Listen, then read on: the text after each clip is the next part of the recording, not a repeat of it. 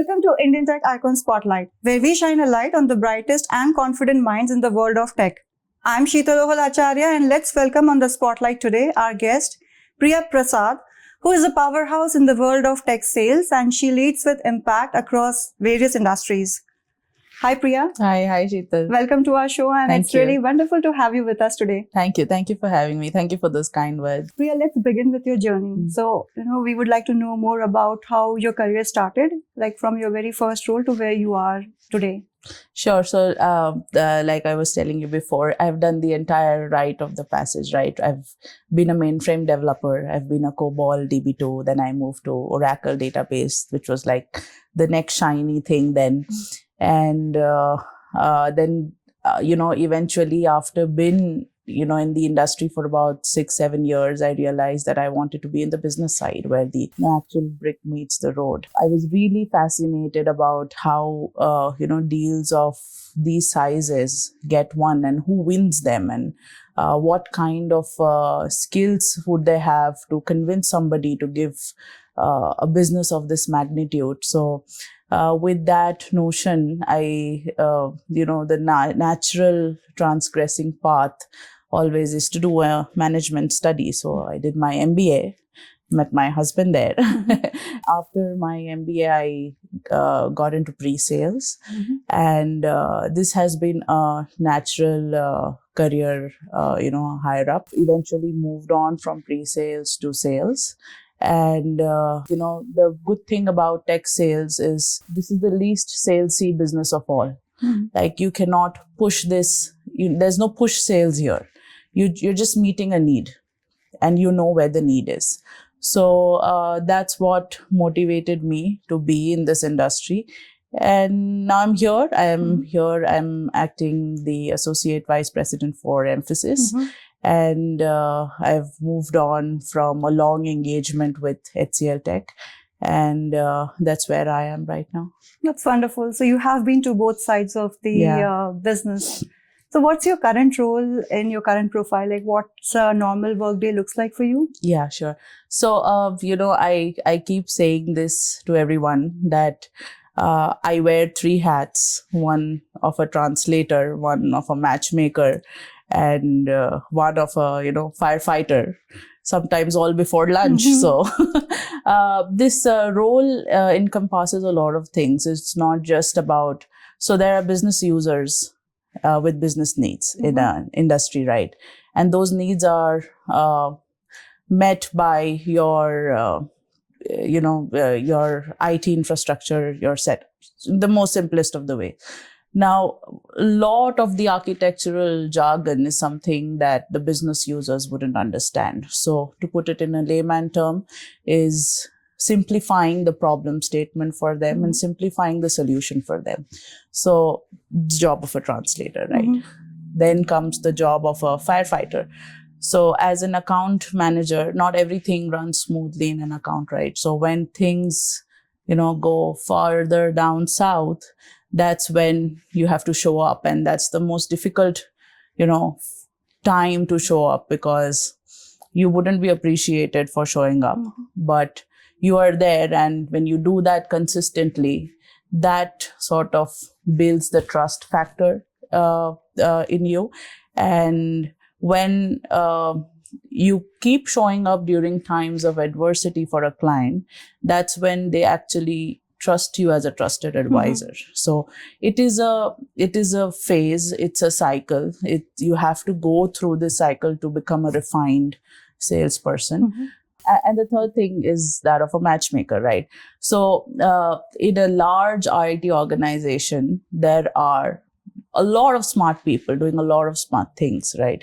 And normally a customer need does not have a one single, you just match, a SAP module, you just, fix it to your system and this is how this will work, right? It doesn't happen like that.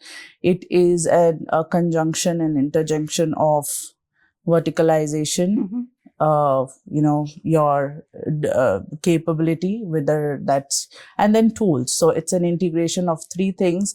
And then you sort of bring the best consultants from your company to talk to customers. So that's the job of a matchmaking. So when all these three pieces fit perfectly together for a client, that's when they start giving you that flow of business. So that's what I do on a day-to-day basis.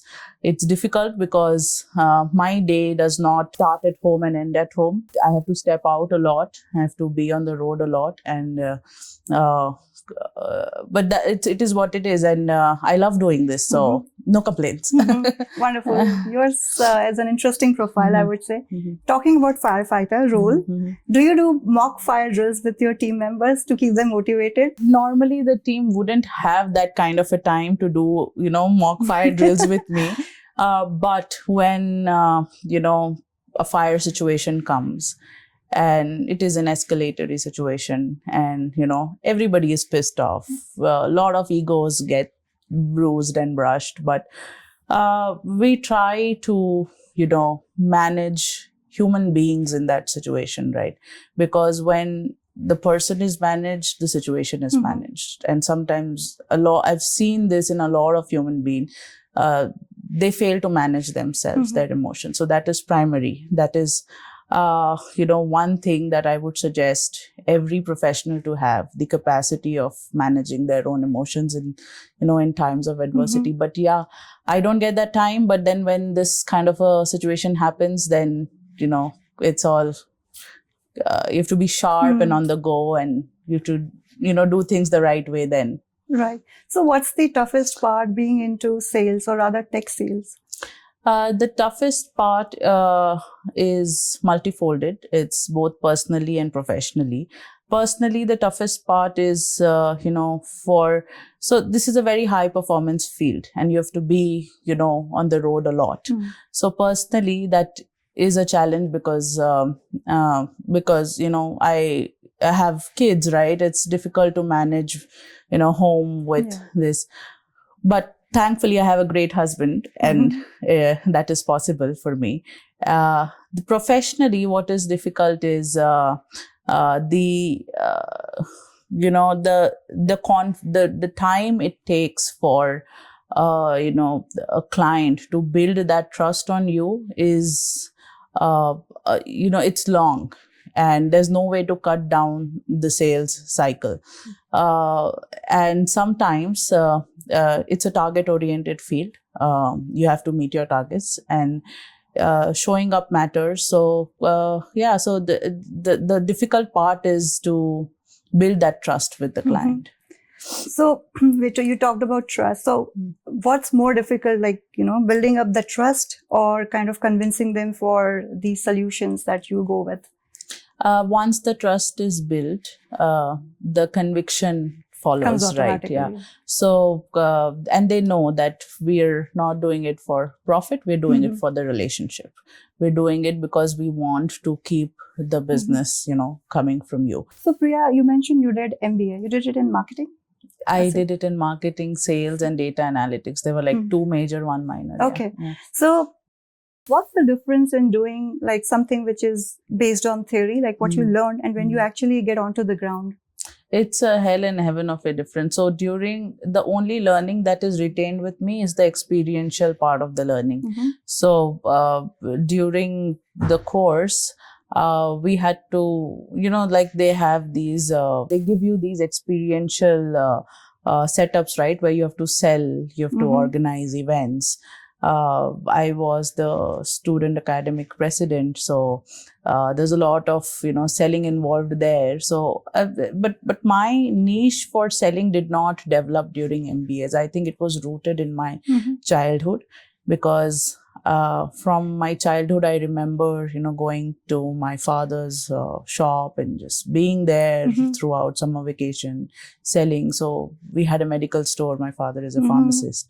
So it really started from there, just observing networking skills, just observing how, people equal to business, relationship equals to business. And it's not, products are there, right? But products sell to people, right? So you have to crack people. So it really began from there.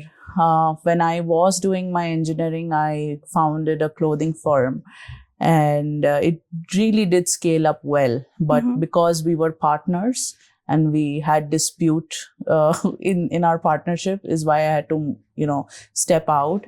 And then because there was no other way for me to go, I sat for placement, got into Cognizant. So it was more of written in the stars than something that I've aspired to be. You mentioned about starting up your own business.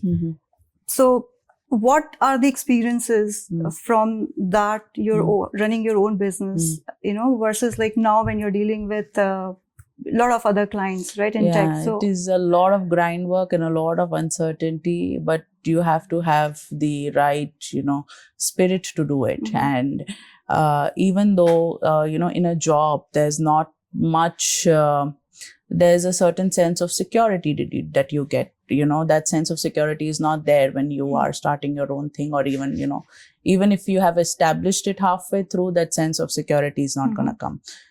Because you're always looking for how to expand, and you just keep imploring on that. But here there's a certain sense of stability, but the spirit is what remains the same. So if that remains the same, then you're going to equally enjoy both the things. Absolutely. The tech sales, right? If we talk about tech sales, it needs a lot of perseverance. It needs a lot of patience. So how do you always keep yourself like kind of motivated and boosted that, no, this is the day I'm going to just crack a big deal? It's never going to happen in a day. And that is a realization that sort of has come to me over the period of time. It's more about, showing up each day. But I don't know, this is, it is more than perseverance. It's more about being resilient. So even if you take no for an answer, you take it with ease. There's no need to, beat yourself on top of that. And then that, how many no's are going to come? There are going to be 5 no's, 6 no's, but eventually that person is going to give you a year, provided you are consistent, provided you're showing up every day. So Priya, what would be your advice to women who are looking to, make their career in sales? I would say that firstly, factually, there is a lot of disparity in terms of the percentage representation of how many women are getting into this field versus how many are even preferred. There is obviously boundary and for women of a certain age to be in this field. The second thing that I would like to mention is women, we have to first get out of this zone that it is a high performance field. You have to be on the road all the time, so not preferable.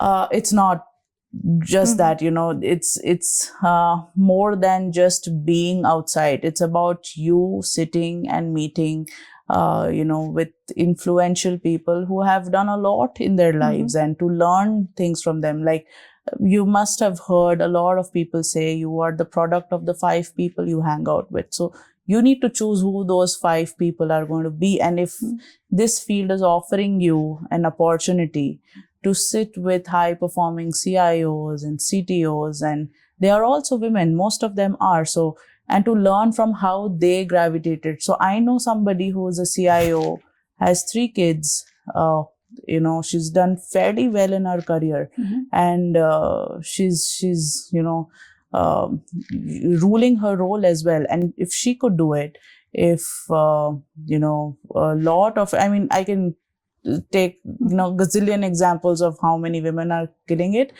But as advisory, I would also like to advise their families to be the support system that is needed for somebody to flourish in this role, because a male counterpart would have that coming, very intentionally and naturally. But it will take a family of it'll take your village to support you for a woman to go out to. So Priya, is there anyone who has actually inspired you? Yes, I think Indra Nooyi has exceptional, impact on me, especially coming from her book, Her Life, My Life in Full. Her upbringing and her, mindset towards dealing with both professional and personal career front is a stellar example of how one should divulge into your career aspirations.